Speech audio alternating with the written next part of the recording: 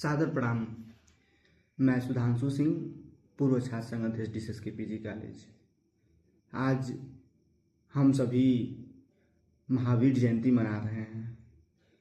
महावीर जयंती के दिन देश में कई राज्यों में छुट्टियां भी रहती हैं। महावीर भगवान जो है, उनको भगवान क्यों कहा गया, इनके जन्म जयंती को हम क्यों मनाते हैं, तो उनके बारे में मैं कुछ बातें रखना चाहता हूँ। महावीर जी जब उनका जन्म हुआ तो उनका नाम था वर्धमान। वो राजा के घर, क्षत्रिय राजा के घर जन्म लिए थे। जब वो 8 वर्ष के हुए तो उनके माता पिता ने उनको गुरुकुल भेजा पढ़ने के लिए। तो वहाँ पे वो अपने गुरु के पास गए तो गुरु ने उनको कुछ दिया याद करने के लिए, कुछ वर्ड्स थे, शब्द थे याद करने के लिए। तो कुछ देर बाद देखे गुरु जी की जो महावीर जी हैं वर्धमान, वो बैठे हुए हैं आराम से और कुछ काम नहीं कर रहे हैं, किसी सोच में हैं। तो गुरु जी ने उनको बुलाया और बुला के कहा कि तुम ऐसे ही अपना समय व्यतीत करोगे तो कुछ सीख नहीं पाओगे। मैंने तुमको कुछ शब्द दिए थे याद करने के लिए, तुमने याद किया। तो 8 वर्ष के बच्चे ने, वर्धमान ने, उन सभी शब्दों को अक्षरशः बता दिया।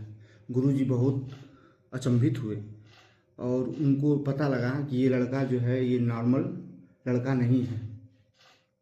उसी समय एक ब्राह्मण उनके आश्रम में आते हैं और वो उनके गुरुजी से पूछते हैं, कुछ प्रश्न करते हैं जिसका जवाब जो है उनके गुरुजी नहीं दे पाते हैं। तो वो ब्राह्मण कहते हैं कि मैं इस 8 वर्ष के बच्चे से मैं ये प्रश्न पूछना चाहता हूँ, अगर आपकी आज्ञा हो तो। जो ब्राह्मण थे वो 8 वर्ष के बच्चे वर्धमान से प्रश्न पूछे और वर्धमान ने सारे के सारे जवाब अच्छे से दे दिए। तो इस वजह से वो कितने तेजस्वी थे ये पता चलता है। बाद में जाकर लगभग 12 वर्षों तक महावीर जी ने बिना कपड़ों के तप किया, मौन रह के।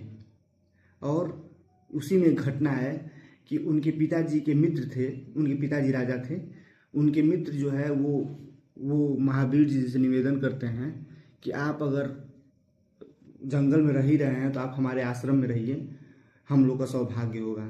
तो वो आश्रम में दिन भर जो है हमेशा, वो 24 घंटे लगभग हमेशा वो तप करते रहते थे, आत्मसात करते रहते थे। तो क्या हुआ कि वो आश्रम था तो उसमें बहुत लोग रहते थे। तो आश्रम में जब वो लीन हो जाते थे तो बहुत से पशु जो है आते थे उनके आश्रम में आके और घास फूस जो सूखा रहता था उसको खाते थे। तो अगल बगल के जितने भी और लोग रहते थे ब्रह्मचारी, वो देखे तो सन्यासी, वो देखे तो वो जाके राजा को जो है शिकायत की कि ऐसी ऐसी बात है, वो उसमें पशु आते हैं और खाने लगते हैं। तो राजा ने इनसे आगे कहा कि आप, एक पक्षी भी अपने घोंसले की सुरक्षा करता है, उसको साफ सुथरा रखता है, तो आप इस तरह क्यों नहीं कर पा रहे हैं, आगे से आपसे गलती नहीं होनी चाहिए। तो जो वर्धमान रहते हैं, वर्धमान जिनको बड़े होकर जब वो शिक्षा प्राप्त, वर्धमान जी जो उनका बचपन में नाम था, बाद में जब उनको परम सत्य परम ज्ञान की प्राप्ति हुई, उनके भाषा में तीर्थकर कहा जाता था। जब उन्होंने साधक हो गए, साध लिया, तो 8 वर्ष के बाद वो लगभग 27-28 वर्ष में अपने माता पिता के सामने उन्होंने आग्रह किया कि मैं संन्यास धारण करना चाहता हूँ। उनकी माता जी तैयार नहीं हुई और जिद पे आ गई। तो उन्होंने कहा कि जब तक आप लोग रहेंगे तब तक मैं संन्यास धारण नहीं करूँगा। उसके बाद उनके माता पिताजी जो है अगले 2 साल में वो एक्सपायर कर गए। तो लगभग 30 साल की उम्र में उन्होंने संन्यास धारण किया। उसके बाद उन्होंने 12 साल तप किया और बहुत सी स्थितियाँ परिस्थितियाँ आई जिसको उन्होंने फेस किया और बाद में जाकर वो महावीर भगवान के रूप में उनका पूरे देश में, पूरे विश्व में लोगों ने उनको जाना उनके ज्ञान की वजह से।